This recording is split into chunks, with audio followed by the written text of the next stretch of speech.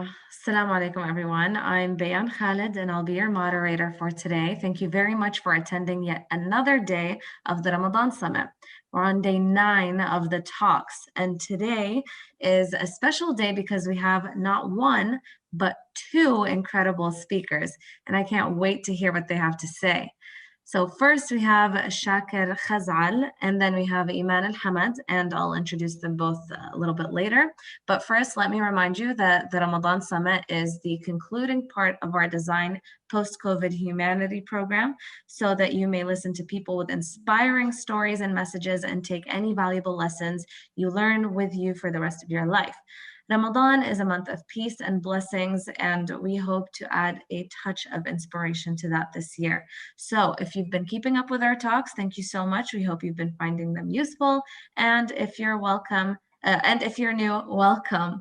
So as usual, each person will give a talk and we'll have a Q&A session after each talk.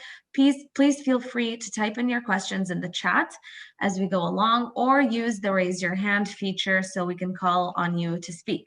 This time we'll keep the Q&As somewhat short so we can have time for both speakers. But before we begin, I would just like to remind you all that tomorrow's talk will be at 5 p.m., not 2 p.m., okay? And we'll also be having the Doha Debates talk with some of their core members and a famous honorary youth speaker who you might know, Miss Ihsan Ben Alouche. This will be happening at 9 p.m. Everything is Doha time, by the way. And you can watch it on our YouTube channel. I'm going to count on either Alina or Dr. Evren to add the information in the chat for your reference. And now, without further ado, let me introduce our first speaker, Chaker Khazaal. He is a Palestinian-Canadian author, reporter, and speaker. Born in 1987 as a Palestinian refugee in Lebanon, Khazaal grew up in the Burj al-Barajneh camp in Beirut. At a young age, he participated in several local plays and starred in the Palestinian film Sugar of Jaffa. He later immigrated to Canada. As one of four recipients of the Global Leader of Tomorrow Award in 2005, he studied at York University in Toronto, graduating in 2019 with a bachelor's degree in international development studies.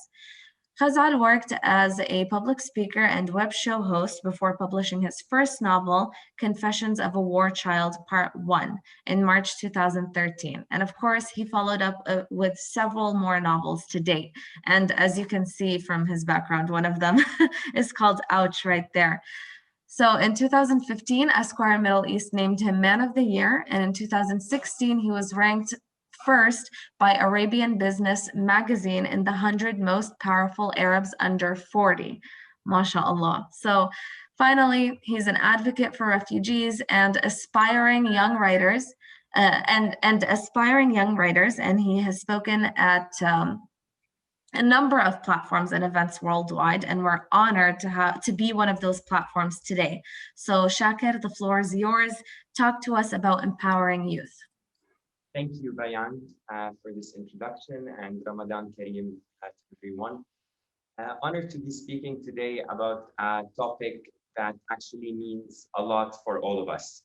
But I'd like to go a little bit historically with the topics of youth empowerment and the pandemic, COVID. So I was born in late 80s, which does qualify me to still call myself youth. We should always call ourselves youth for the spirit. But I grew all my life, and I think all the youth of the world today, we grew up, we came to this world with the world telling us to connect. I remember the first computer I got in the mid-1990s. I was able, a couple of years after, to go to an internet cafe and connect with a friend in Australia. This was wow. This is connecting the world, making the world smaller. We wrote essays. We read books about how the world is becoming a small village, and that felt good. That felt that this vast place that we are born into is actually all connected. How amazing is that for empowering our generation? Then not only that, we were encouraged and given all the tools and given a lot of resources and groups to dream, to make our dreams come true. As Bayan did in her introduction about me, I grew up in a refugee camp. I dreamt about getting on a plane and getting somewhere where I would get an opportunity. And the atmosphere of the world in the 1990s allowed me to do that, allowed me to dream. It allowed me to think of this small world that's all connected. Now, not only that, now I can also go visit it. I can become a citizen of another country. That was so inviting and warm. Then the same world Allah asked me to explore. It asked all our generation. We saw advertisements. We saw videos about Machu Picchu in Peru, about the pyramids of Giza. We studied those. So the environment has been so fascinating in empowering our generation, in empowering the youth. A few years after, in mid 2000, in 2005, we get social media. Now it went even to another level. Now, not only can I connect with someone by email, now I can see what they're doing. I can let the world know what I'm thinking, what I'm believing. I can explore digitally. This historic journey of empowerment has been going relatively so smooth. And it's fascinating. It's something that one day, I always think that one day when I sit down with my grandkids, I want to tell them, you know what? When I started my life, all these tools were available to me. This is how I was empowered. And I totally believe that with everything the world is giving me, this is the true sense of empowerment. This is where I need to achieve. This is where I need to work hard. This is where I need to meet people from everywhere, to accept people from everywhere. I ended up living in Canada, a country that embraces diversity, a country that encourages dialogue, a country that puts cultures together. This was a beautiful experience. Then, boom, the pandemic happens in 2020. We entered year 2020 with a lot of aspirations. We entered 2020, a new decade, after 20 years of experiences and after 20 years of all these beautiful things I was telling you about. Well, now we take a pause and the world asks us to stay at home, not to travel, to postpone things indefinitely, to be worrying and to be living in a fear of what is this pandemic? We did not have data even about this virus. This allowed also the emergence of a culture of hate in some places, racial violence. It allowed a lot of things that no, this is not what our generation was told. This is not what our generation was promised. This is not what our generation was given tools to do. So what do we do then? So now 20 years, we are having all these amazing tools. We are having these beautiful experiences only for a pandemic to put us at a pause. We all went through this. And for some time, this weighed a lot on everyone. All of us, all of us looked at this pandemic and looked at how much this is weighing on our habits, on our soul, on our ways of interaction. This had consequences. It had consequences on our mental health. It had consequences on our dreams. It had consequences on the way we are born and trained to explore this world we live in. And today I'm going to be sharing a personal story about me and the pandemic. Anyone who gets into jail loses their freedom. And when the world asked me, the traveler, the person who goes on my Twitter, Instagram, and Facebook, I live on a plane. Now the world is asking me to be confined into a little room. I'm going to play a video for you that actually I'm launching this week as part of a series called Let's Talk. And then right after the video, we're going to talk about how do these aspirations, these tools we were given, these experiences we live, how do we actually face a pandemic during and now that we're moving after? So I'll play this video and then we can, see Zoom, that's something I missed in my talk, guys. We became pros in Zoom as well. So I'll play the video. Where is it? It's here. share screen.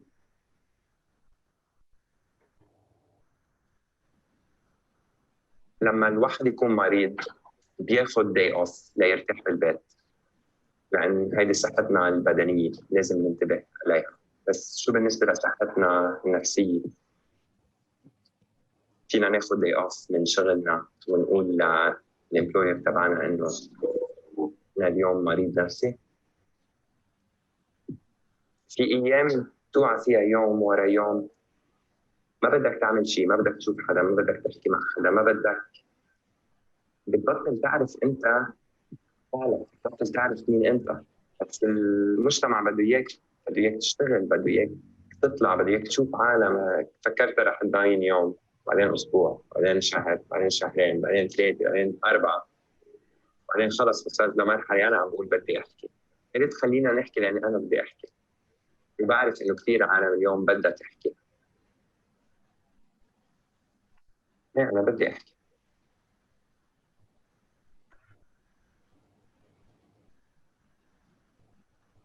So I gave you first the journey of the youth of today growing into, all these dreams and tools. Then something really unfortunate that happened to humanity, a pandemic. Now, how did we cope with it? And how do we create after? And this is where I will draw from few personal experiences. First, talking is a beautiful art.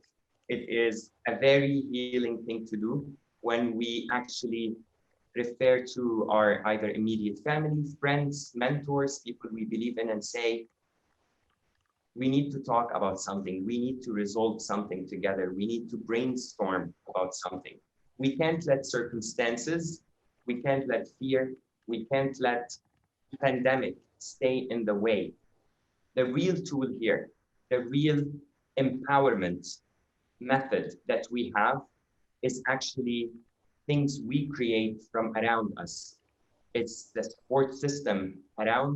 It is the, with all these connection, with all this, with the internet, with Zoom today, we can't give an excuse that we have to be isolated. Here is where we got creative. And guess what? We did it so fast and so natural.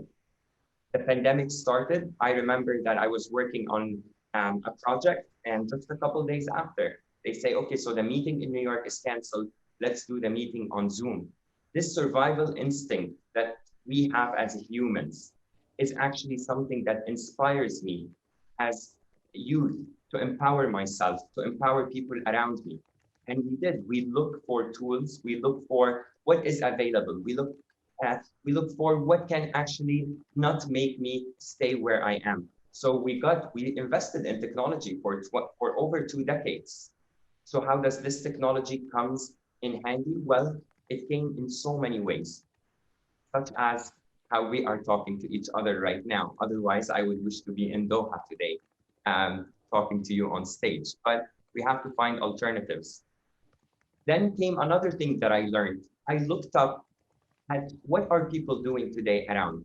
So I am in a small room. I'm feeling, mentally tired, emotionally tired.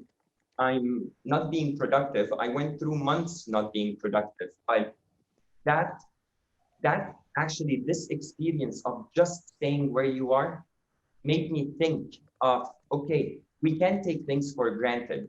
And now that we are in the holy month of Ramadan, this is one of the things that this month actually reflects, that we need to feel with everyone around us. We need to connect with everyone around us, the rich with the poor, the person who has something in life versus the person who doesn't have this thing in life. So here there's a lot of meditation and a lot of observation and a lot of learning, education. So I had to go online and be inspired by success stories happening around in the world. I saw a group of people in New York turn their company into a manufacturing for mask unit. So here they didn't stop their company. They actually transformed it to something else. I saw a writer, I saw a painter painting things depicting what's happening in the world. I saw a cartoonist actually do a beautiful series. I had to look up to people who are utilizing and leveraging on all these resources around. And this taught me that we're not alone.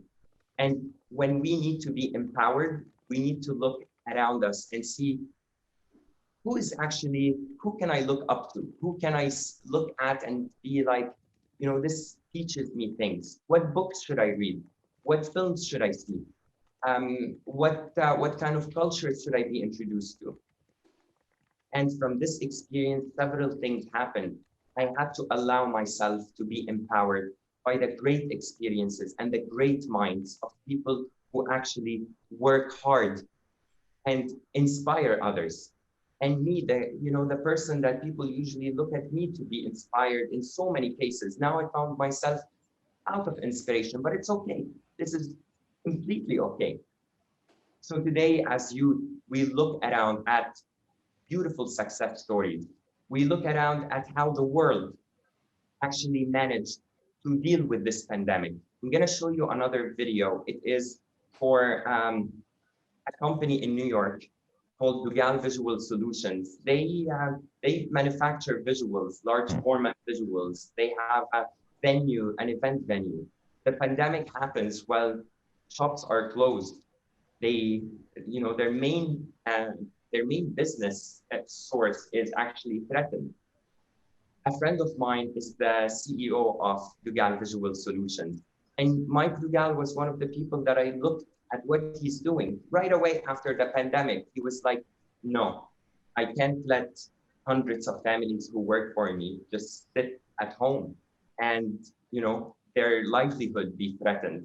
So he ended up transforming his entire company temporarily into a manufacturing unit for masks and protective gears for frontliners. And I'm going to show you this video, and then I'm going to talk to you about my book, Ouch, which was written during the pandemic, thanks to the inspiration and empowerment of so many people that I looked up to. I looked at their experiences. I allowed myself, as much vulnerable as I was, I allowed myself as well to be empowered by their success, to be empowered by the way they shared this lesson with life. I'll play the second video and then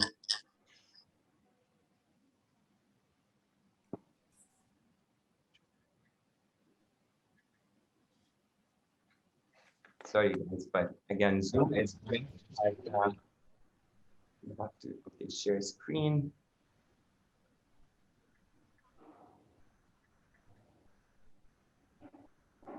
Okay, sorry.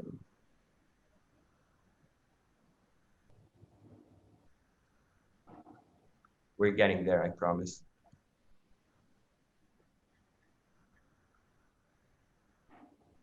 Product we're making is protective face shields. There's a huge need for all our first responders to have these. The beautiful thing is we started cutting and making these on Monday. We started assembling them here on Wednesday, and by Saturday, we're shipping our first 50,000 pieces out.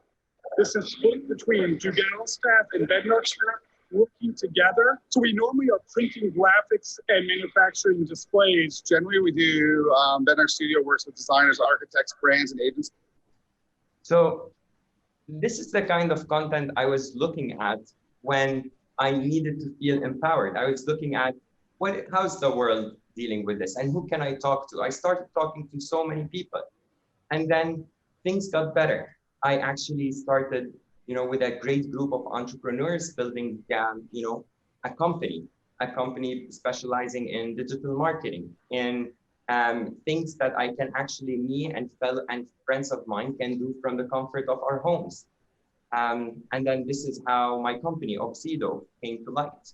And now we are working with great projects around the world.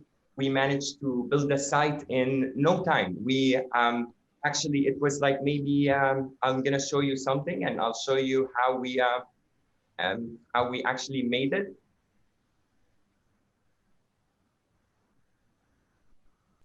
So we ended building this entire site, building all this amazing stuff. together with people that we felt, no, we can't actually sit at home. And this is where our source of empowerment has to be coming from. And then things got bad again. I was in Beirut during the Beirut explosion on August 4th. So that shakes us again. Because life doesn't always give you strawberries and ice cream and candy. Life will give you, at so many points, lemon. And this is where you have to make your decision. Do you want to hate lemon and never eat lemon again? Or do you want to turn this lemon into lemonade?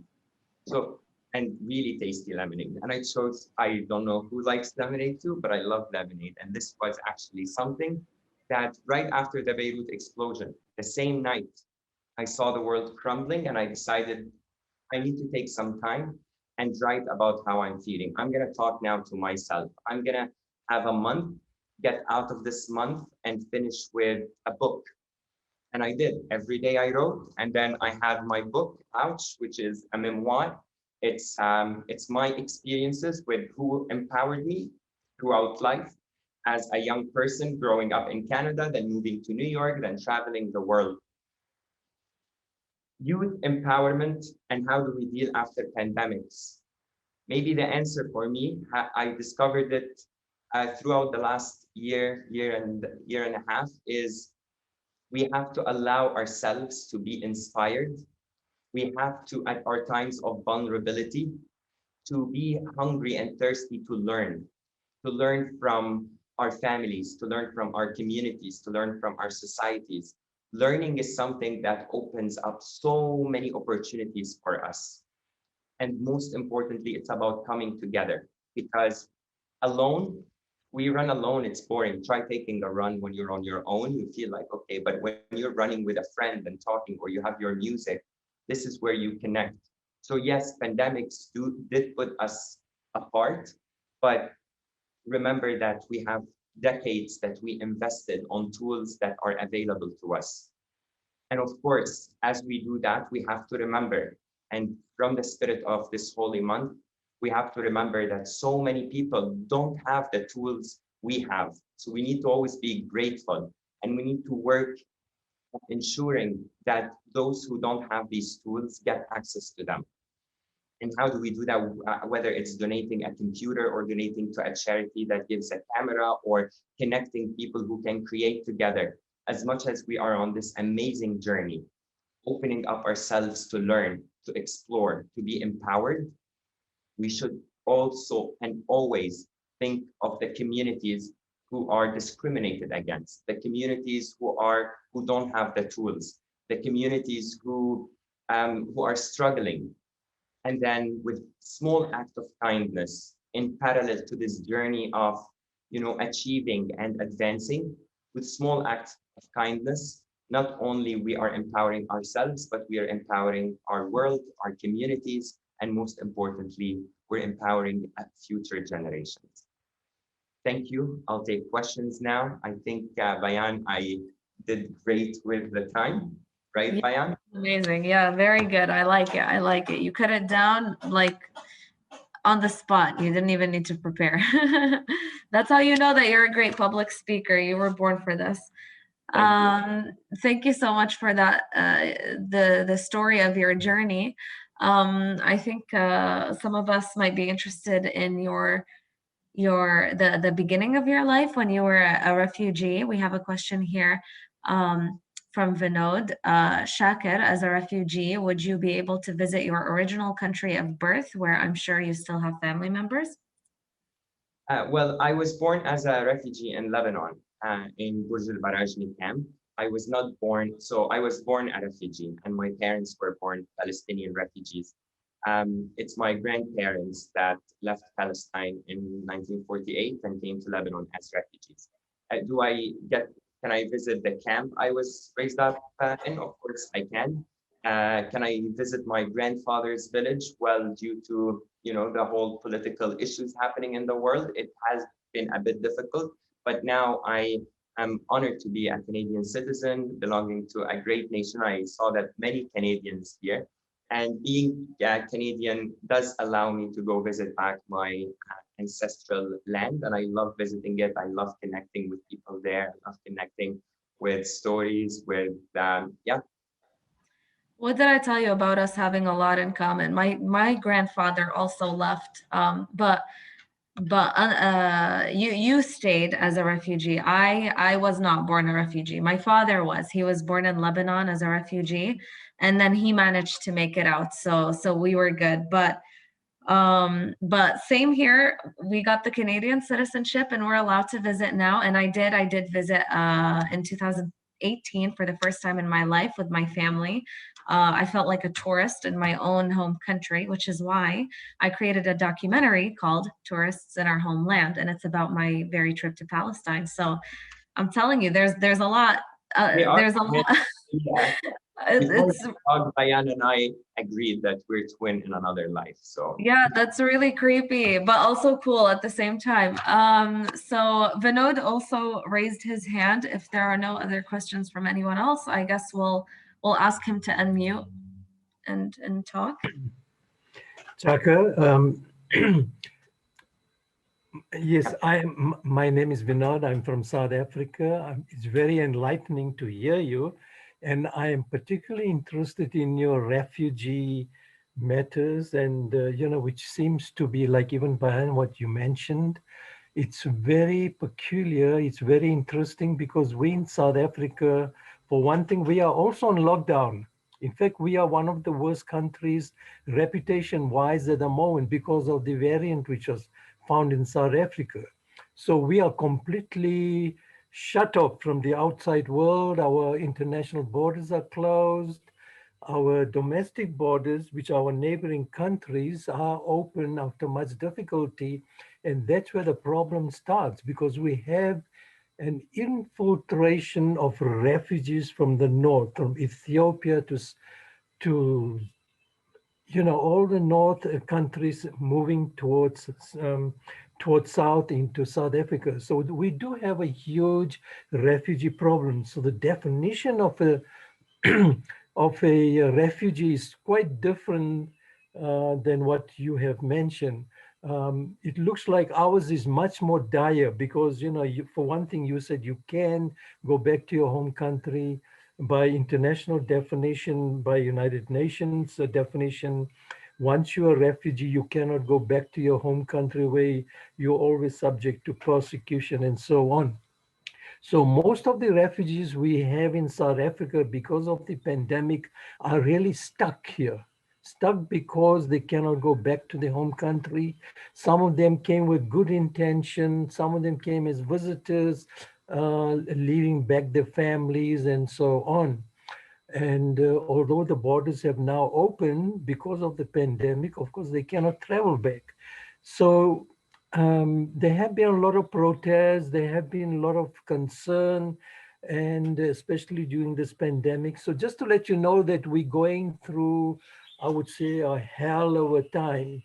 But with the grace of the Almighty, we hope that, this pandemic will be behind us, that the COVID thing ultimately will be over, and my prayers are with you.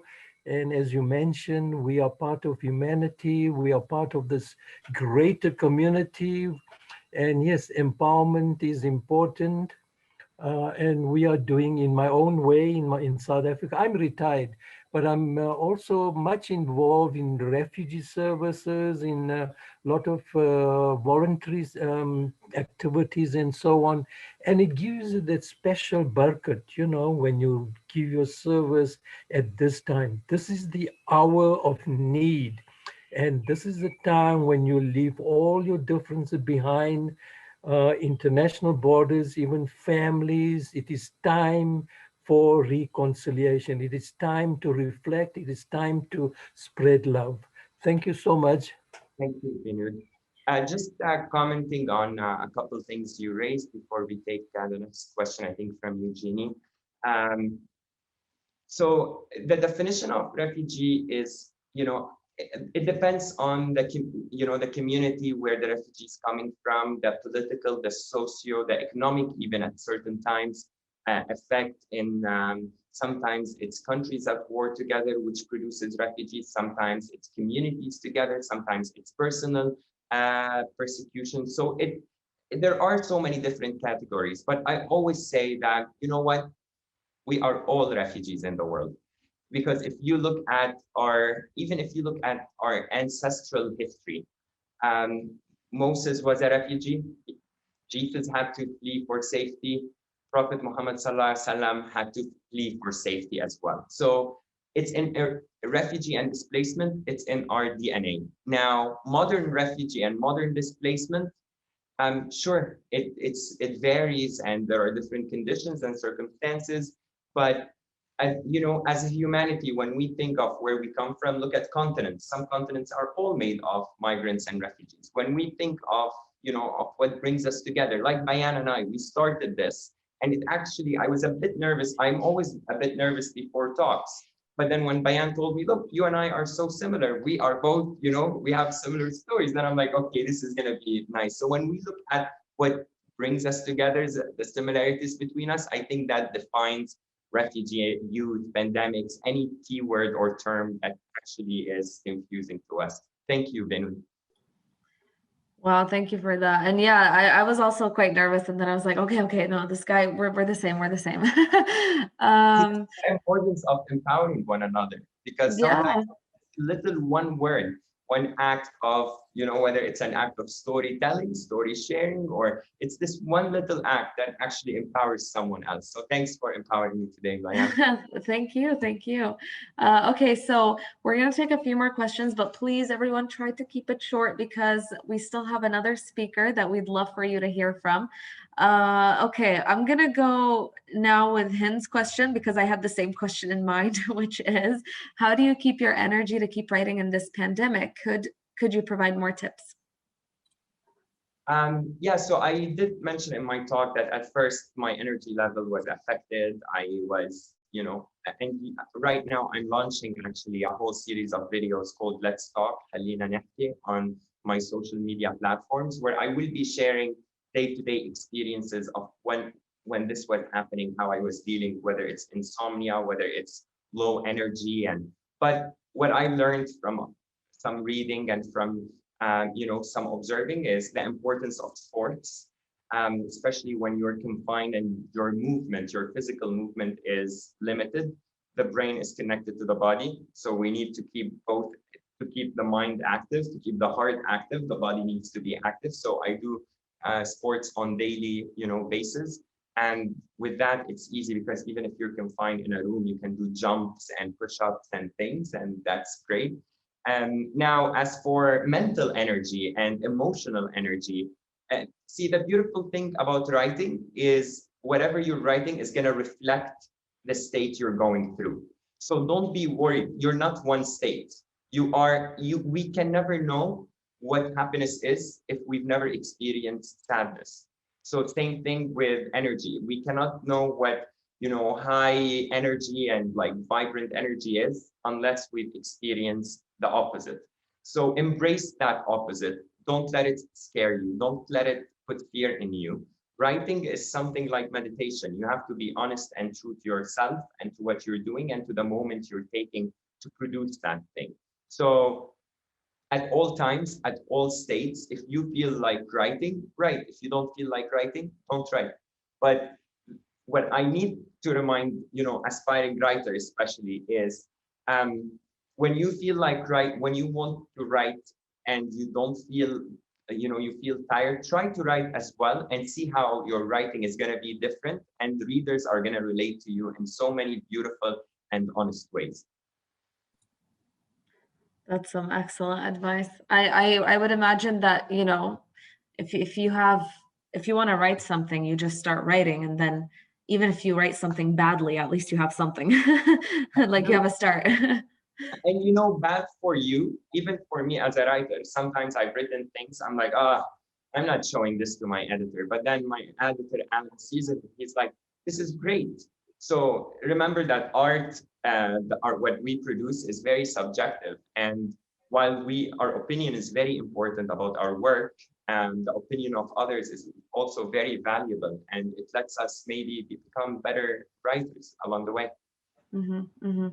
Okay, so just so we can wrap up, we'll have the last couple of questions. I'm going to say them together. And if you don't mind, maybe if other people have questions for you, maybe you can write down your contact information where they can contact you in the chat, and then we can get to that, and then they can ask you there. So Dr. Eugenie said, well, she said she has a question, but I think it was like a comment on something. Okay, something that's become major research issue due to the technological, social, and political factors, that is the increasing narcissism, not just egocentrism, centrism, oh my God, but narcissism, particularly in some societies. So I think she just wants you to comment on that. And then Zinat said, in what way can you help Palestinian refugees in Lebanon? If so, tell us your plans. And then we'll move on to Iman next. So please go ahead. So regarding Dr. Eugenie's comment, and Dr. Eugenie is from Canada, so we started as well with this. When I look at, this whole social media and the openness and the whole technological kind of journey we've had allows the emergence of so many actions and so many experiences and so many individuals and very different and diverse individuals, and that affects actually the society, because a society is made of each one of us. Right now, with how with the world is going, I do agree there is there is a sense of the narcissism happening in communities, but we have to remember that it's the result of as well really hardships that I think a lot of us are going through. And we started realizing what actually matters. Look how, we realized how much even we love our families when we needed to protect them, how much we, so I think the pandemic kind of allowed us to also remember that there is a moment in life where we have to, humbleness is very important. I think I misunderstood the question. Dr. Eugenie is just commented that's not narcissism, but something else. So maybe if you can explain the comment then. I don't think so I'll take Zinat's answer, and then I'll come back if there's an explanation just to make sure I address it right. I think we can move on to that offline so that we can have enough time to hear from Iman. But yes, go ahead, answer Zinat's question. So this is something personal for me, the Palestinian refugee issues in Lebanon. And it's something that when I am asked about it, I do want to give a practical, I do want to give a realistic, and I do want to give an answer that actually leads to resolutions. My advice today for Palestinian refugees in Lebanon, especially the youth, is first, education is the most important thing. We need to ask for it, be involved in it, even if schools are closed or there are reasons why we can't access schools or not given education as we need. We need to look into a resource to learn, because that's one of the assets that's going to take us through life. And I am from the school of thought where I did not wish to sit down and wait for countries and for big governments to resolve my issue. And I didn't want to wait on, on promises. I like being proactive in life. So I immigrated. So I do call for Palestinian refugees in Lebanon to explore immigration opportunities and opportunities overseas. And I hope the international community recognizes the need to take Palestinian refugees in, especially those with, the youth, because the youth is just like a future doctor, a future pilot, a future, a teacher, a future dancer, a future lawyer in the making. Well, thank you so much, Chaker. That was amazing information, amazing story. I mean, I feel inspired. I hope the rest of you feel that way as well.